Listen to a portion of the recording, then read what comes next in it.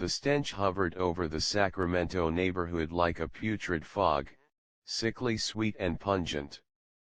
Everyone knew where it came from, the yard of the pale blue Victorian at 1426 F Street, where Dorothea Puente rented out rooms to elderly and infirm boarders. During the summer it got so bad that some neighbors preferred to turn off their air conditioners and suffer the blazing delta heat rather than have the fans suck the stench into their homes.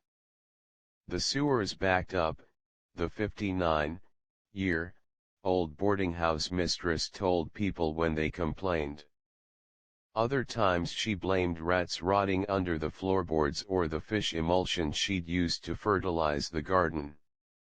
She tried to blot out the failure by dumping bags of lime and gallons of bleach into the yard and spraying her parlor with lemon-scented air freshener when guests dropped in. But no matter what she tried, the stench refused to fade, it clung to the boarding house like a curse. When her boarders started disappearing, a concerned social worker tipped off police, who made a gruesome discovery: 7 bodies buried in the garden. Not long afterward, Puente appeared in court, accused of murdering her tenants so she could steal their government benefit checks and buy herself luxuries ranging from fancy clothes to a facelift. This is a story of keeping up appearances. Dorothea Puente tried hard to project a polished exterior with cosmetic surgery and tailored clothes. She also projected herself as an upstanding member of Sacramento society, a small-time socialite who gave to charity and rubbed elbows with second-tier politicians. No one suspected that the sweet-faced, grandmotherly Puente was systematically drugging and killing her frail boarders and burying their remains in the yard she so lovingly tended. With her careful exterior, she got away with murder for years. The 2-story, pale blue house stood on a quiet, tree-lined street of similar gingerbread Victorians. Although the neighborhood was once the ritzy section of the state capitol, the former governor's mansion is 2 blocks away, it had fallen into disrepair and many of the once stately homes were boarded up or used as flop houses. On the morning of November 11, 1988, Detective John Cabrera and a couple of colleagues visited 1426 F Street looking for Alvaro Bert Montoya, a mentally retarded tenant whose social worker had reported him missing, according to the Sacramento Bee. As they approached the high black iron fence surrounding the house, they noted it was strung with Christmas tree lights, and that lace curtains hung in the windows. The men knocked on the front door and asked Puente if they could have a look around. "Go ahead," she said. The interior of the house was cluttered with old lady knickknacks, miniature vases and porcelain dolls and doilies, writes William Wood in the Bone Garden, but they didn't immediately notice anything out of the ordinary. They did in the backyard, however.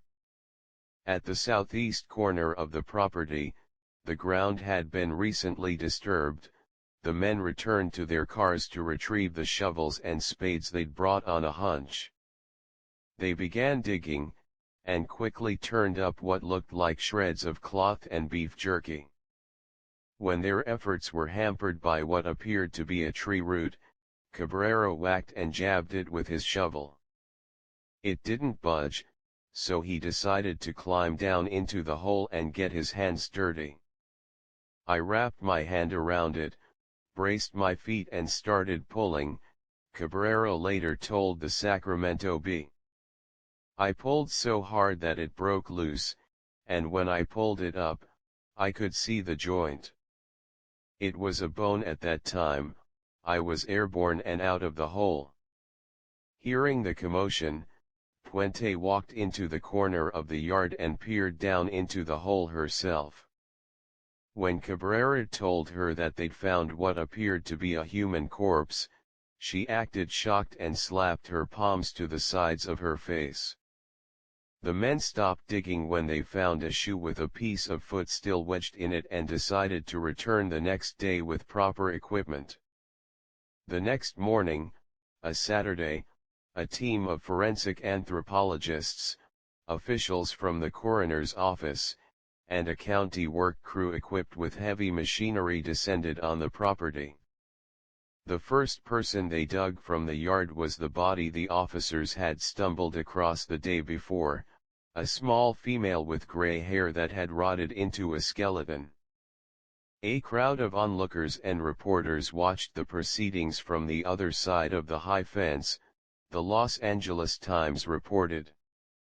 Boys shimmied up trees for a better view.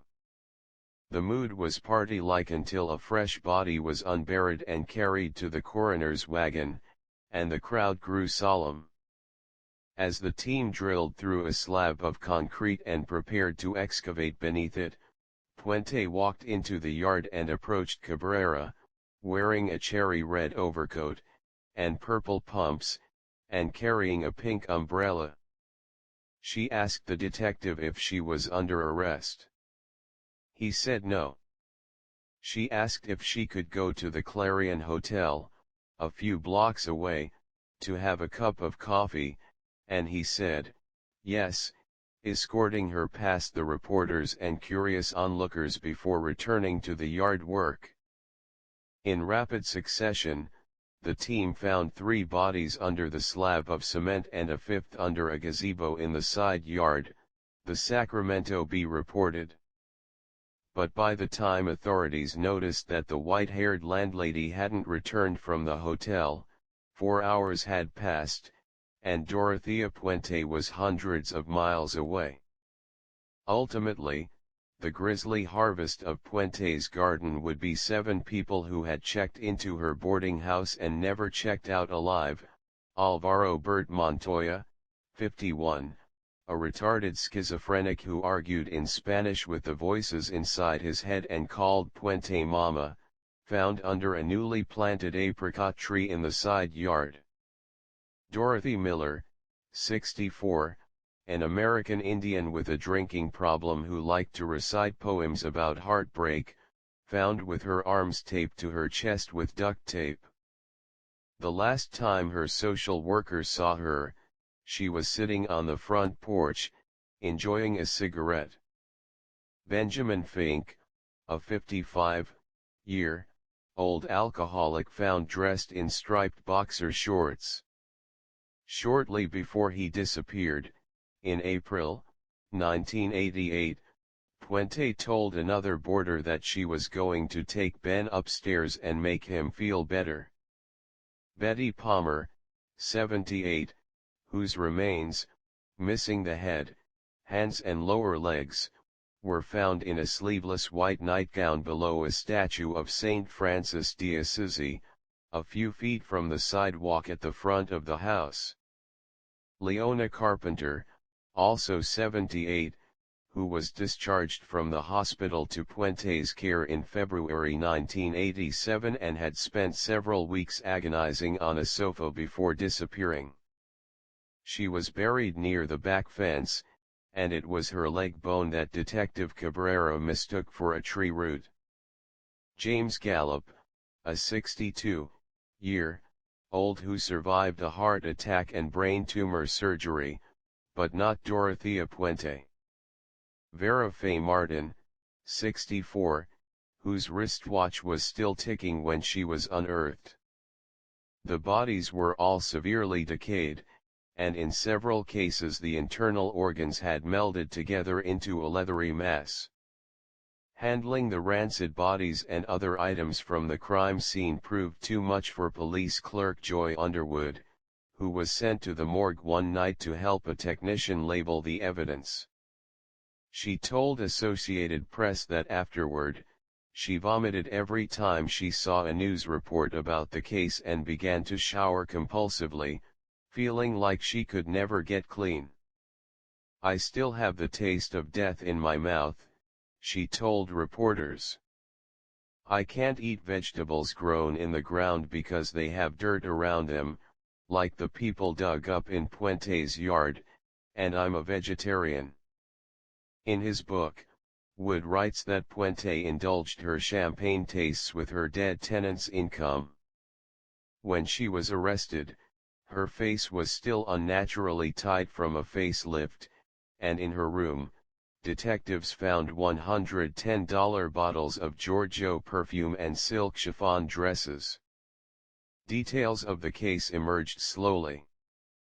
Puente had been renting out the first story of the Victorian to old and alcoholic boarders and using the second story as her living quarters. A search of the boarding house had turned up a note on which Puente had scrawled the first initial of each victim and the amount she was getting from forging their disability and social security checks, the Sacramento Bee reported. Before her arrest, she was making $5,000 a month off her dead tenants, the paper reported. By all accounts, Puente ran a tight ship. Boarders paid $350 a month for a private room and 2 hot meals a day, breakfast at 6:30 a.m. and dinner at 3:30 p.m. Puente was an accomplished cook, preparing gut-busting breakfasts of pancakes, bacon and eggs. But if residents missed either meal, they went hungry.